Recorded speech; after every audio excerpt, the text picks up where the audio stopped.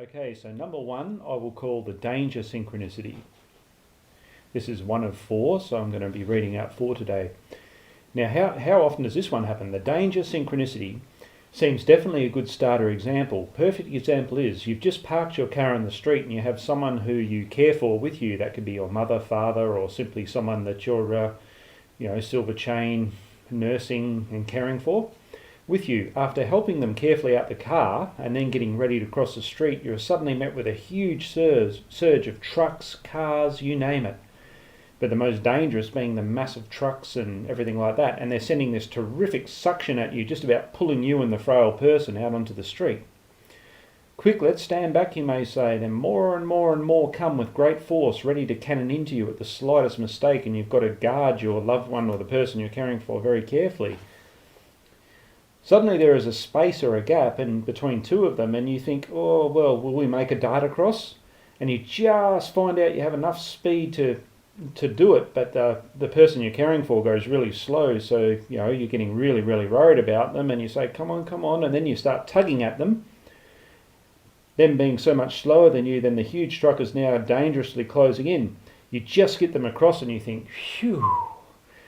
But then finally, after that, it's just like a calm day. There's just not one truck, there's not one car, there's nothing.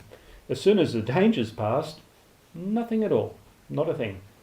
Number 2 of 4 is the no job before, but now everyone wants you for a job synchronicity. So another perfect example is the no job before, but now everyone wants you for a job synchronicity. Now, how often does this one happen? This happens quite often. Here's the example, you haven't had any work for months, maybe even years. You kind of know you've tried hard to make something happen for you, but suffice to say, you just can't get a job and absolutely no one has the slightest interest in hiring your services. Well, you feel you're a loser, right? Just as you're about to give up, you think, oh well, I saw that office job advertised, so I'll have a go, but there is absolutely going to be a fat chance they'll award it to me. But I've got nothing to lose, I've tried for many years/months.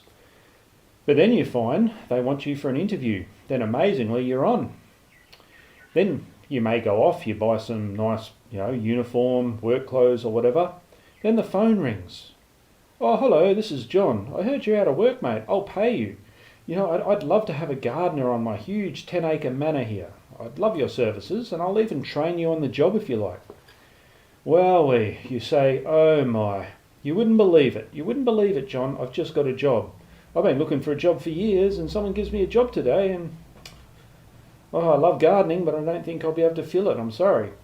You then feel terrible after the phone call because, you could have had that job. And making a decision is a very hard thing, right? Then next thing you get home and the phone rings yet again. Another job offer, this time a brickie or a builder wants you and they want you to come and be a labourer for them. They'll train you on the job too and you've got quite a good paying job there. You just about have a nervous breakdown because you've got to tell him the bad news too.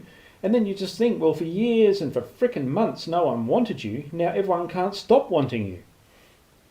But you only have 2 hands, right? Okay, so number 3. Number 3 is what I'll call the jinx or overconfidence synchronicity. So this perfect example is the jinx or overconfidence synchronicity. Okay, as an example, you play football, right? There is a big home game coming up on the weekend. It's at your home oval, your home ground, and you don't even have to travel.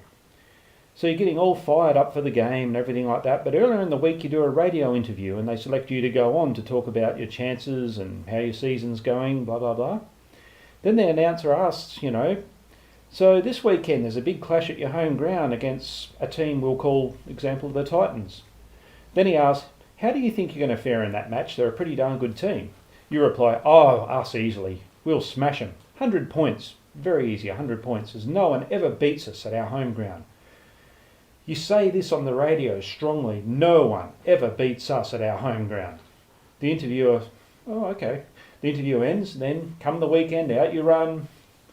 First quarter goes fast and the opposition get off to a level with you start. And you think, oh my God, I thought we'd be smashing them by now.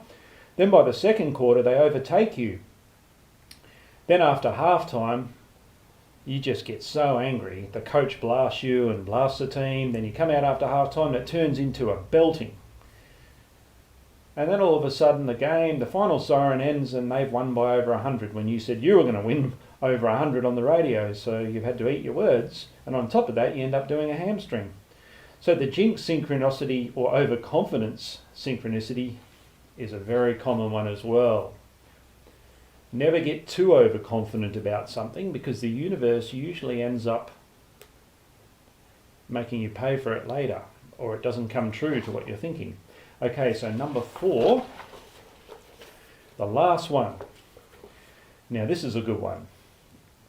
It's like you couldn't get it when it counted, but then someone gives it to you and now you can't stop getting the stupid thing. Okay, so you couldn't get it when it counted, but when someone gives it to you, you can't stop getting it. Synchronicity, to be more clear. Example of this one. Ever really desired something so much that you dreamed about it day and night, wanted it so much it drove you crazy, but you of course never had an ounce of luck in getting it. Then suddenly someone gives it to you, you're ecstatic. But after a while the ecstasy wears off and it's like, oh no, this is quite boring now. I own this and I've gotten used to it. Next thing, just when all this happens and you don't need it or desire it anymore, you start getting it from everyone in absolute frickin' droves.